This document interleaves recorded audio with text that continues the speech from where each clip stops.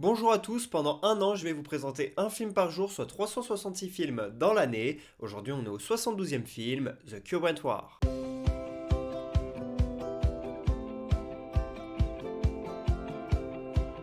The Current War est un film sorti en 2017 réalisé par Alfonso Gomez Rejon. C'est l'histoire de Thomas Edison et de George Westinghouse qui se battent dans les années 1880 pour savoir qui va dominer le monde d'un point de vue de l'électricité, qui est-ce qui va fournir en électricité le monde entier. Et donc c'est une histoire vraie bien entendu, je pense que Thomas Edison c'est un nom qui vous parle, celui de George Westinghouse peut-être un peu moins, puisque Westinghouse lui se battait pour le courant alternatif quand Edison lui y croyait au courant continu. Et au milieu de ces deux hommes il y avait également Nikola Tesla que l'on voit dans le film, et lui il a plutôt penché du côté de Westinghouse et de son courant alternatif. Dans ce film on suit plus particulièrement la vie de Thomas Edison qui est interprété par Benedict Cumberbatch. Depuis quelques années il s'est un peu lancé dans les films biopics puisqu'en plus de celui-ci il a fait La vie extraordinaire de Louis Vane ou Un espion ordinaire également, je les ai pas vus mais apparemment ils sont très cool, et puis on le connaît bien sûr pour son rôle de Doctor Strange dans l'univers Marvel, et justement il retrouve Tom Holland qui lui il le connaît bien puisqu'il joue Spider-Man dans ce même univers, et là il joue le rôle de Insuel qui est celui qui a créé la compagnie qui a lancé le métro à Chicago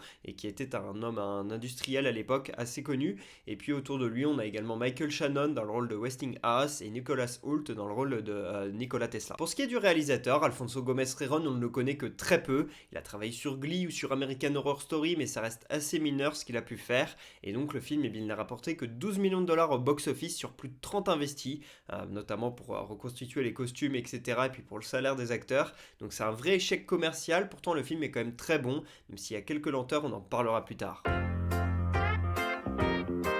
Si je vous parle de ce film aujourd'hui, c'est parce que ça fait 110 ans jour pour jour que George Westinghouse est décédé à l'âge de 67 ans. Il est beaucoup moins connu que Thomas Edison, alors que pourtant c'est lui qui a notamment éclairé la ville de Chicago à l'exposition universelle de 1893. Et puis il a énormément aidé au développement du réseau électrique ainsi que du téléphone. Westinghouse, il a une vie de folie, il a créé plus de 60 entreprises et obtenu plus de 360 brevets. Donc déjà, si nous on arrive à créer une entreprise en tant qu'homme aujourd'hui et puis à avoir une idée qu'on arrive à breveter, c'est genre l'idée du siècle, on se prend pour des génies, mais lui il en faisait plus de 360, plus de 60 entreprises. Donc en gros, créer une entreprise c'était juste un jour de plus au bureau, un truc de fou.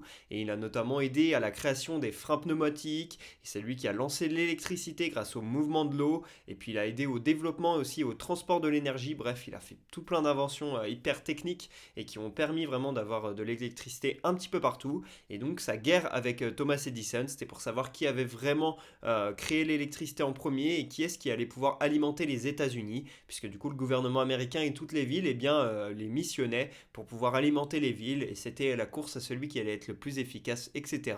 Un petit peu comme aujourd'hui on peut voir la course au numérique avec des Zuckerberg, des Elon Musk, etc. Et bien là à l'époque on avait déjà une guerre autour de l'électricité, et on avait deux génies, Thomas Edison et George Westinghouse, avec au milieu d'eux Nikola Tesla. Ce film, je l'ai vu il y a 4 ou 5 ans environ. Je me rappelle que j'étais avec mon petit frère quand je l'ai vu dans le salon chez moi tranquillement.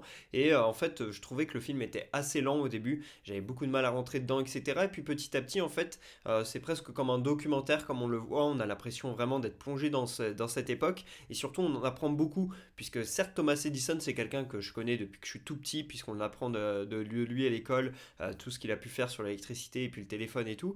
Mais au final, qui il était vraiment, comment il fonctionnait, quelle est sa véritable histoire et quelle était sa démarche, on ne savait pas trop. Et là dans ce film on peut comprendre un petit peu comment aussi l'électricité pouvait servir aussi en tant que peine de mort, etc. On comprend plein de choses, et donc c'est super intéressant. On est vraiment comme un documentaire. J'ai pu découvrir aussi Westinghouse, un personnage que je connaissais pas, et Nikola Tesla on ne le voit pas beaucoup dans le film, du coup il faudra que je puisse voir d'autres œuvres de lui sur lui pour comprendre un peu plus qui il était, parce qu'aujourd'hui je ne le maîtrise pas du tout sa vie ni rien. Par contre je peux vous parler un peu plus de Thomas Edison et de Westinghouse, donc pour ça c'est très cool. Par contre c'est vrai que le film est assez lent et il a pas mal de défauts, mais ça pourra se ressentir avec la note.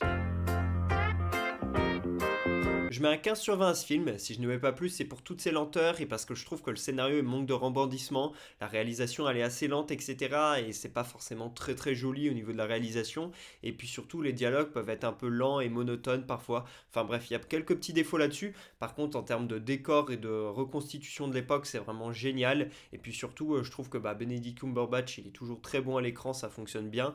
Et puis j'aime beaucoup cette histoire de concurrence, etc. Ça permet de se replonger dans l'époque et de comprendre ce qui s'est s'est réellement passé. Donc pour tout ça, j'ai passé un très bon moment, mais c'est vrai qu'en tant qu'œuvre cinématographique elle-même, il y a pas mal de défauts.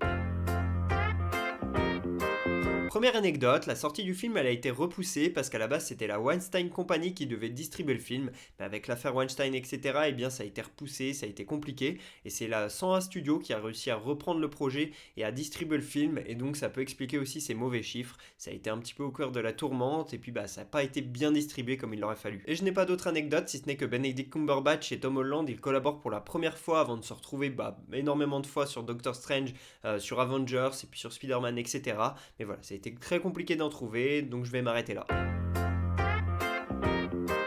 Voilà pour ce 72e épisode d'Un jour un film, j'espère que je vous aurai donné envie de regarder The Current War. Pour ma part, je vous dis à demain pour parler du 73e film de l'année. Et pour que vous sachiez de quel film on va parler, un petit indice, éducation anticonformiste. Dites-moi en commentaire si vous savez de quel film on va parler. À demain.